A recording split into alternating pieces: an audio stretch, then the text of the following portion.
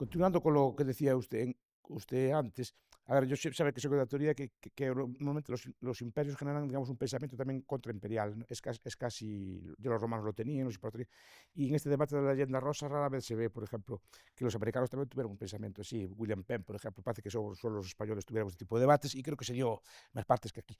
Pero dejando aparte esto, me gustaría entrar en el debate del Estado liberal, de cómo del Estado ya criollo, el Estado independiente, si se le puede llamar así, después de Castilla, cómo cambia la visión del indio, cómo piensa, digamos, la visión del indígena. Eso es lo que me interesa mucho, porque yo leí, no sé si es correcto, que buena parte, digamos, del cambio de esa visión de transformar el indio ciudadano no fue precisamente positiva para el indígena. Buena parte de las persecuciones de Rosas, por ejemplo, otros fueron después de la colonia, ¿no? Buena parte de la eliminación de los derechos. ¿Y a qué se debe? ¿En qué cambió el pensamiento? Que se volvió como el cambio de las ideas, del liberalismo, del utilitarismo, se transformó, digamos, transformó la visión del indio en que tenía que ser como, digamos, como una persona productiva, un ciudadano más que no tenía derecho, digamos, a mantener su cultura, su lengua, sus tradiciones. Y eso es lo que me interesa mucho, porque eso rara vez se refleja. Siempre se habla mucho digamos, de la conquista, pero no se habla de lo que hicieron después. Sí, sí, no, uno de los problemas principales fue eso, que por un lado, eso ya lo dice Bolívar, por ejemplo, que era en la guerra de la independencia contra los españoles, pues los criollos tenían que buscar una forma de identidad porque no podía ser exclusivamente española, porque era contra quien estaban enfrentados, pero tampoco era, pues no podía ser indígena. Entonces Bolívar acabó diciendo que los criollos eran como una especie de especie intermedia. Entonces en este proceso muchas veces pues realzó a la resistencia de poblaciones indígenas contra los españoles, pero como de una forma retórica para justificar a su vez la independencia de los procesos de independencia contra los españoles. Entonces, uno de los problemas es que a la hora de intentar establecer pues, un sistema que hay que tener en cuenta además que en los procesos de independencia los liberales de América Latina tenían muchas influencias divergentes. Entonces había influencias del pensamiento de la Revolución Francesa, había influencias de los liberales españoles, había influencias de John Stuart Mill, había influencias de los positivistas y luego también de los americanos. Entonces no es como que en todas las ocasiones hubiese un pensamiento político perfectamente coherente, sino que había muchas versiones diferentes, a veces en competición y compitiendo también con otros que se autodenominaron conservadores. Entonces, desde mi punto de vista, el problema principal fue que tanto los liberales como los conservadores en América Latina establecieron la idea, o acabaron aceptando gran parte de ellos la idea, de que tenían que establecer un Estado potente para transformar la realidad. Y ahí vendría lo de la idea esa de que pues, las poblaciones indígenas tendrían también que estar ordenadas o organizadas dentro de este gran sistema. Y este gran sistema pues hablaba como del ciudadano individual, entonces había que modificar también relaciones culturales y relaciones sociales que existían previamente. Entonces este fue para mí el principal el problema que existió, porque llegando al tiempo, usted habló por ejemplo de lo de Rosas, el problema fue que en este proceso de construcción e intento de fortalecimiento de los estados, muchos pensadores de América Latina acabaron utilizando, recurriendo a una teoría política que es el positivismo. Y el positivismo plantea que todo lo que existió antes, básicamente, pues de la época de la modernidad, era una cosa de oscuridad y de miseria y de superstición, siguiendo las ideas de Comte, que establecía tres edades, pasando de la época teológica hasta llegar, pasando por una etapa intermedia, llegamos a la etapa positiva, donde el pensamiento científico iba a triunfar, íbamos a tener un gobierno científico que permitiese ordenar las relaciones. Entonces, muchos de los pensadores que al principio estaban influidos por el liberalismo acabaron influidos por el positivismo y tenían esta idea de crear una realidad, es básicamente una idea de ingeniería social.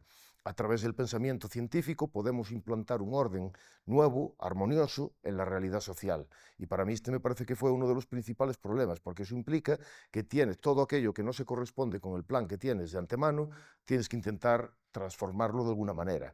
En los peores casos, por ejemplo, sobre todo en aquellos lugares donde no había influencia de las instituciones coloniales, donde había espacios muy abiertos, pues se produjo algo parecido a lo que ocurrió en Norteamérica, donde había también pues, un mayor uso de la violencia y eso ocurrió, por ejemplo, en lugares como Argentina, como Chile.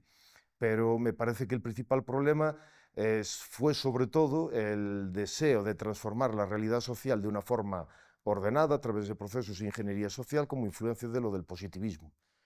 Yo me resisto a finalizar esta conversación sin preguntar por la visión que tiene, la visión que aporta usted del marxismo y la relación con el pensamiento indígena. Es decir, el marxismo tiene teóricamente tiene bastante problemas con el indigenismo porque se le escapa del esquema habitual de clases. ¿Y no cree usted que, por ejemplo, el indigenismo moderno, como ocurre en otros fenómenos sociales, ha transferido el concepto de clase al de indígena? Por ejemplo, yo lo estoy viendo pienso que el zapatismo, pienso en el más boliviano. Es decir, no es el indígena la nueva clase oprimida, etcétera. El problema es cómo se define, sobre todo en lugares donde la definición de indígena no está tan clara. Es decir, pero ¿no cree que ese fenómeno de transposición? No, estoy totalmente de acuerdo. Me parece que eso fue exactamente lo que ocurrió. El marxismo es teóricamente completamente incompatible con la defensa de cualquier cultura o tradición que no se adecue a la idea supuestamente científica que tenía Marx de cómo evolucionaba la sociedad.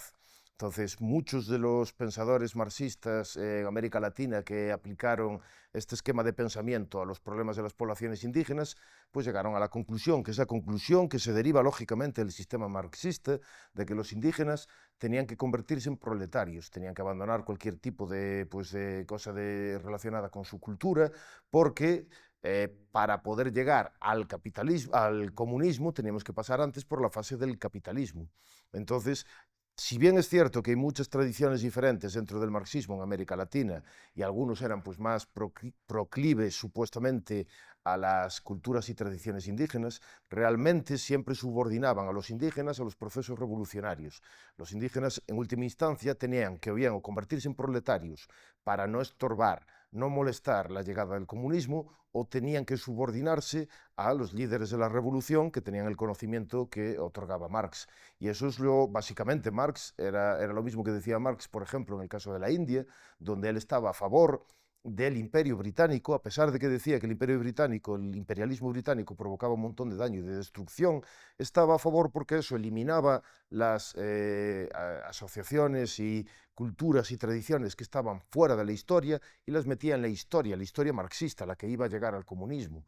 Por eso él fue un defensor del imperialismo. En general, esto es un debate, un gran debate que existe también dentro de los propios pensadores marxistas, pero mi punto de vista es que aquellos que dicen que Marx pues creía que el imperialismo tenía partes positivas, pues tenían razón. ¿Y esto cómo se traslada a lo que dice usted? Pues totalmente de acuerdo. En el pensamiento más moderno, sobre todo influido por teorías posmodernas, como directamente el posmodernismo o la decolonialidad, se transfiere la idea de clase, de que tenemos como clase oprimida al proletario y se transfiere a otros elementos culturales. Algunos de los posmodernistas pues hablan, por ejemplo, de que la clase oprimida pues sería ahora pues las mujeres o serían cuestiones relacionadas con otros tipos de identidades, y en este caso en concreto pues serían los indígenas como una clase, como una nueva clase oprimida, pero realmente establecen un análisis teórico que es bastante autocontradictorio. En principio, por ejemplo, niegan la posibilidad de que exista un conocimiento objetivo. Y si no existe un conocimiento objetivo, y dicen, por ejemplo, que todas las categorías que se utilizan en la actualidad proceden del pensamiento occidental, y el pensamiento occidental está exclusivamente dirigido a oprimir a los que no forman parte del pensamiento occidental. Pero si esto es así, la idea de derechos, que también procede del pensamiento occidental, no se podría aplicar a ningún tipo de poblaciones. Entonces tampoco se podría decir que se vulneraron los derechos de ningún tipo de población, porque eso forma parte exclusivamente del pensamiento occidental. Entonces me parece que estoy totalmente de acuerdo con lo que dice usted, se transfiere esa idea de clase a